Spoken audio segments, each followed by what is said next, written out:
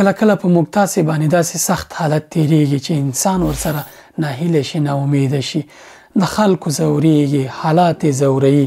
کله کله په حالاتو کې داسې انسان بند شي چې فکر کوي ژوند پای ته رسېدونکی دی او هر څه ختم دي، له ژونده حتی ورسره بیزاره شي.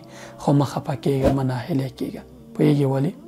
آیا چا فکر کړی و چې بیبي هاجره علیه السلام چې د صفا او مروه غونډۍ ترمنځ یې منډې وهلې، تصور دا کېدای شو چې په دغه سخت حالت کې چې زوی ژاړي، اوبه غواړي او هیڅوک نشته، سپېره دښته ده، منډې را منډې وهلې چې اوبه ورته پیدا کړي.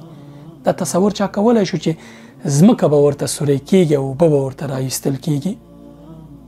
د الله پاک معامله داسې ده چې کله سخت حالت دی، بیبي هاجره ځان ته مثال راوړه، د هغې په اړه فکر کوه. چا فکر کړی و چې د مهي له خېټې به یونس علیه السلام ژغورل کېږي؟ اما څنګه وژغورل شو؟ چا فکر کړی و چې نوح علیه السلام به له هغه پیاوړي سیل او طوفانه بچ کېږي؟ اما څنګه الله پاک بچ کړ؟ ته هم د الله بنده یې. سخت حالت چې در باندې راتو، په دې فکر باندې اوسه چې دا لنډمهالی دی، دایمي نه دی، حتما پای ته رسېدونکی دی.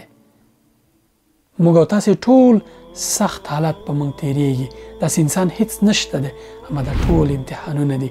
الله پاک دې ګوري چې ته څه کوې په داسې حالت کې. آیا د پیغمبرانو عادت کې چې صبر کې او صبر بهترین عبادت دی؟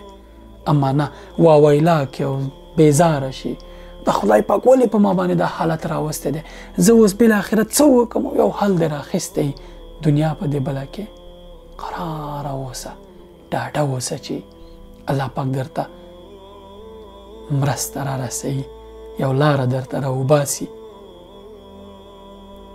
څوک چې په الله پاک باندې توکل وکړي همدا کفایت کوي ورته، ځکه دا ټول نظام د الله پاک د امر تابع دی چې وغواړي ستا په ګټې څرخوي، نو ته بیا ولې نورو ته ناستې ګیلې کې؟ الله پاک ته ګیله وکړه، انشاءالله مشکلات به دې ورسره حل شي. صبر بهترین عبادت.